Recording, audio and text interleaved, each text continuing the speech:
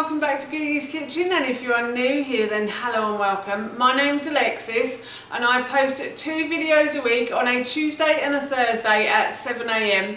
So if you love recipe videos like this one and you want to see more, then please don't forget to hit that subscribe button. And now I'm going to share with you how to make my delicious homemade fruit and nut bar. As I just mentioned, today I want to share with you how to make my delicious homemade fruit and nut bar. Now this recipe is really easy to do, and for those of you that know me, you'll know that I love chocolate. Chocolate is one of my favourite foods, and if I could eat it all day long I probably would, but I don't let myself do that.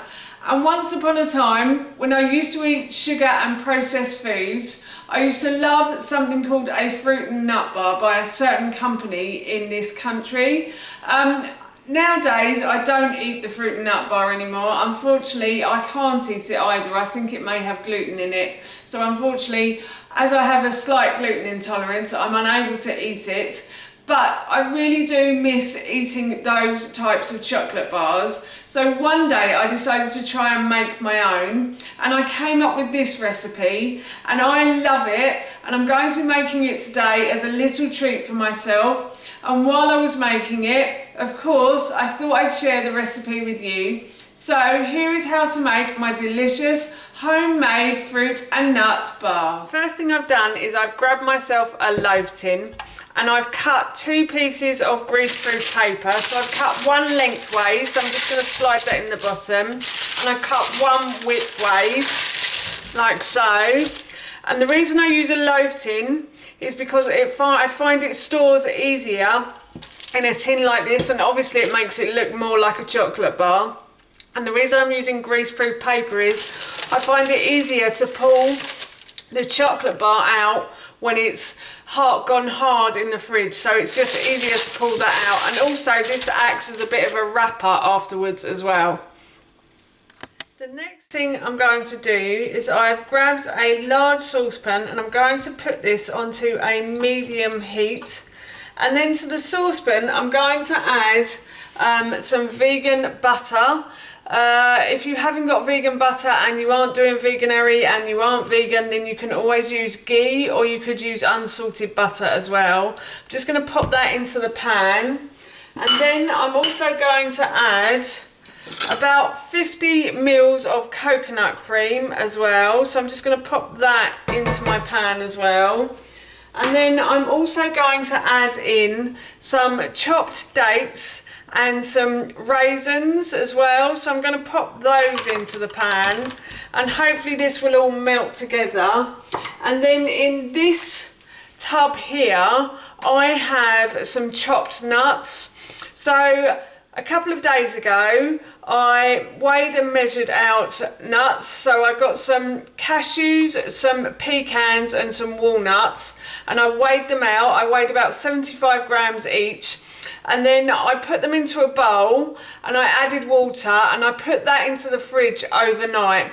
And then once in the morning I basically drained the nuts, and then I rinsed them under the sink as well. And then once that was done, I then got a piece of greaseproof paper and I lined a baking tray and I spread the nuts over the baking tray, and I poured a little bit of coconut oil onto them. I think it was about 2 tablespoons worth.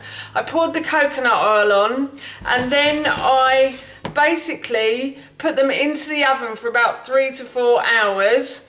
And once they were crunchy on the outside, I removed them from the oven, and then I put them into this Tupperware box for overnight. And then this morning I just chopped them up before I started this recipe. So these are basically just chopped nuts, but they're roasted chopped nuts. So hopefully they will taste extra nice in this chocolate bar. I'm just going to melt this down now. I'm just going to keep moving the butter around so everything doesn't stick to the bottom of the pan. So yeah, I'm just melting the butter down in the pan, and I'm going to add the nuts into this as well now. And then what I'm going to do is I'm going to grab some maple syrup, And I'm going to add about 2 tablespoons of maple syrup as well, 2 to 4 tablespoons. And I find that that's enough for me.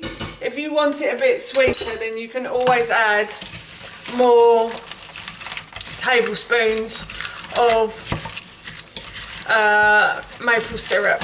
Or you could use honey if you wanted to, or you could use a completely different sugar if you want to. I haven't tried coconut sugar in this. I might do it in the future, I'm not sure, but I'm sure it would be just as nice as the maple syrup. Plus coconut sugar is slightly better for the body, especially if you're cooking with it as well. And then I'm also going to add in 2 tablespoons of raw cacao powder as well. So I'm just going to add in, and that is obviously what's going to make this my chocolate bar.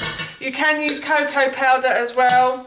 I tend to prefer to use raw cacao powder because it's basically just the plant ground up. It is very bitter, raw cacao powder, so I do recommend I do recommend using sugar in this recipe, because otherwise it's just going to taste very bitter.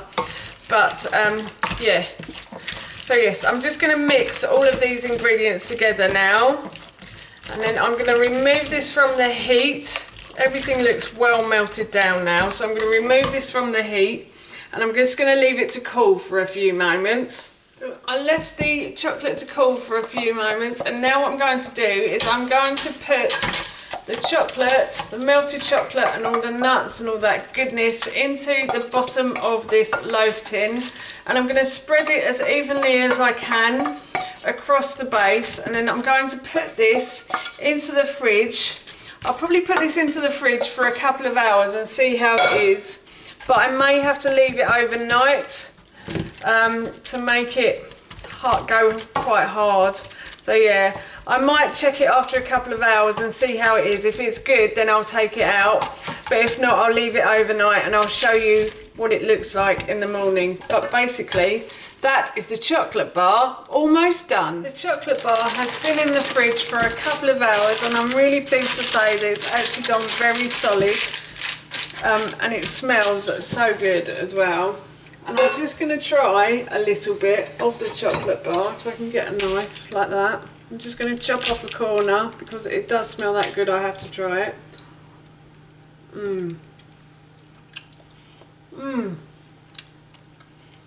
That is so much better than the one I used to